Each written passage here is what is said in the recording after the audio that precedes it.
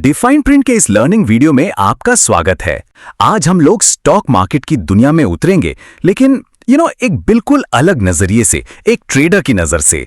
सोचिए, एक ट्रेडर जो इस बहुत बड़ी डिजिटल मंडी में अपना रास्ता ढूंढने निकला है।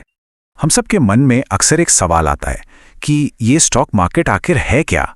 क्या ये कोई जुआ है या कुछ और? चलिए इस सवाल को ना एकदम आसान बनाते हैं।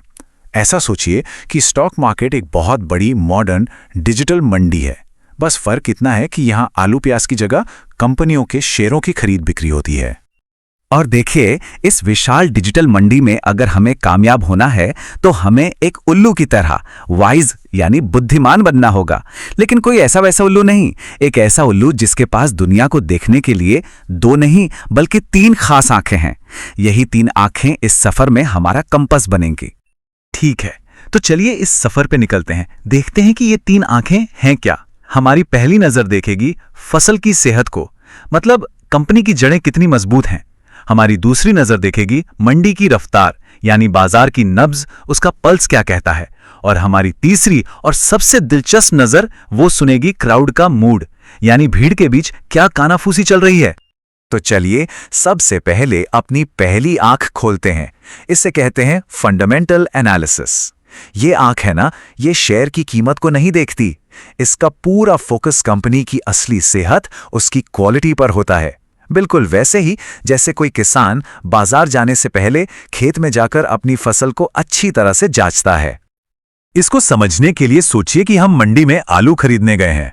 फंडामेंटल एनालिसिस का मतलब है ये सवाल पूछना, भाई क्या खेत की मिट्टी अच्छी है? मतलब कंपनी का मैनेजमेंट कैसा है? क्या बीज बढ़िया क्वालिटी का था? मतलब कंपनी का जो प्रोडक्ट या सर्विस है उसमें दम है? और हाँ, क्या पिछले साल किसान को मुनाफा हुआ था? यानी कंपनी की बैलेंस शीट मजबूत है या नहीं? एक बहुत बड़े इन्वेस्टर थे बेंजामिन ग्राहम। वो कहते थे कि हर चीज की एक असली कीमत होती है, जिसे इंट्रिंसिक वैल्यू कहते हैं। अगर आलू की असली कीमत 20 रुपए है पर मंडी में डर की वजह से 15 रुपए में मिल रहा है, तो ये एक वैल्यू बाय है। अच्छा, अब बारी है हमारी दूसरी आंख की, मंडी की रफ्तार, जिसे हम कहते हैं टेक्निकल एनालिसिस। अब देखिए, ये आंख फसल की क्वालिटी, मिट्टी कैसी है, बीज कैसा है, ये सब नहीं देखती।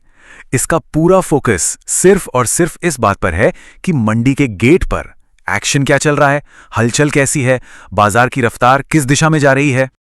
रिचर्ड डी वाइकॉफ, जिन्हें टेप रीडिंग का फादर माना जाता है, उन्होंने कहा था कि टेप रीडिंग कीमतों का फौरी ट्रेंड पता लगाने का साइंस है। अब इसका मतलब क्या हुआ? बहुत सिंपल है। सोचिए, हम मंडी के गेट पर खड़े हैं और अचानक से प्याज से भरे 50 ट्रक अंदर आ जाते हैं। हमें किसी न्यूज चैनल की जरूरत नहीं है, हमें पता चल गया कि सप्लाई बहुत बढ़ गई है और कीमत नीचे जाएगी। बस यही तो है टेप रीडिंग, दुनिया को पता चलने से पहले एक्शन को पढ़ लेना। डॉक्टर हैंक प्रूडन ने इसे और भी आसान बनाया। उन्होंने कहा कि एक टॉप ट्रेडर के पास 3 स्किल्स होती हैं। पहली, एनालिटिकल स्किल, यानी चार्ट को पढ़ने की कला। दूसरी, सेल्फ मास्टरी, मतलब अपने डर और लालच पर काबू रखना। और तीसरी, टेप रीडिंग स्किल, यानी बाजार की नीयत को समझना। तो सीधे शब्दों में कहें तो टेक्निकल एनालिसिस बाजार की साइकोलॉजी को एक्शन में देखने का एक जबरदस्त तरीका है। और अब हमारी तीसरी और शायद सबसे रहस्यमयी आंख, जिसे अक्सर लोग नजरअंदाज कर देते हैं, यह है क्राउड का मूड, या जिसे हम कहते हैं सेंटिमेंट एनालिसिस। ये बाजार में जो भीड़ है ना, उसकी कलेक्टिव फीलिंग, उसकी सामूहिक भावनाओं को महसूस करने की कला है। सेंटिमेंट एनालिसिस, आप समझ लीजिए, बाजार का टेम्परेचर नापने जैसा है। ये हमें बताता है कि भीड़ कब बहुत ज्यादा डर में है या फिर बहुत ज्यादा लालच में बह रही है। इसे एक स्टेडियम वेव की तरह सोचिए। जब एक आदमी खड़ा होता है तो उसे देखकर पूरा का पूरा स्टेडियम खड़ा हो जाता है, ये सोचे बिना कि खड़ा होना क्यों है। सेंटिमेंट एनालिसिस हमें सिखाता है कि इस वेव का हिस्सा नहीं बनना है, बल्कि इसे दूर से देखकर समझना है। तो अब हमारे पास ये 2 बड़ी सोचें, फंडामेंटल्स जो फसल की सेहत देखती है, और टेक्निकल्स जो मंडी की रफ्तार पर नजर रखती है। और इन दोनों के बीच ना हमेशा एक लड़ाई सी चलती रहती है। तो सवाल ये उठता है कि इन दोनों में से कौन सा तरीका बेहतर है। ये बिल्कुल एक रस्साकशी के खेल की तरह है। एक तरफ फंडामेंटल वाले कहते हैं कि भाई कंपनी की असली कीमत ही सब कुछ है। दूसरी तरफ टेक्निकल वाले कहते हैं कि कीमत ही भगवान है। प्राइस इज गॉड, क्योंकि उसमें सारी जानकारी पहले से ही शामिल होती है। और ये बहस कोई नई नहीं है, ये सदियों पुरानी है। तो फिर इस लड़ाई में असली विजेता कौन है? क्या हमें कोई एक रास्ता चुनकर दूसरे को पूरी तरह से छोड़ देना चाहिए? क्या सच में कोई एक तरीका दूसरे से बेहतर है? या कहीं ऐसा तो नहीं कि हम इस सवाल को ही गलत तरीके से देख रहे हैं? या सबसे जरूरी बात यह है कि हमें किसी एक कैंप का हिस्सा नहीं बनना है, हमें अपना खुद का कंपास बनाना है। दुनिया के बड़े बड़े ट्रेडर्स जैसे विलियम ओनील ने यही तो किया। उन्होंने किसी एक विचारधारा को नहीं चुना, बल्कि दोनों दुनियाओं की सबसे अच्छी चीजों को मिलाकर अपना एक हाइब्रिड सिस्टम बनाया। और इसका सीक्रेट, इसका रहस्य बहुत ही सिंपल है। इन दोनों के बीच के झगड़े को सुलझाने का एक सीधा साधा फॉर्मूला है।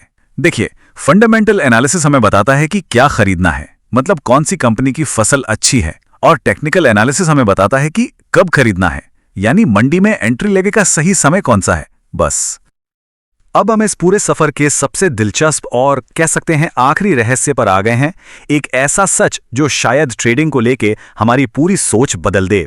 और वो सच ये है कि हम सब पहले से ही एक ट्रेडर हैं। यकीन नहीं हो रहा?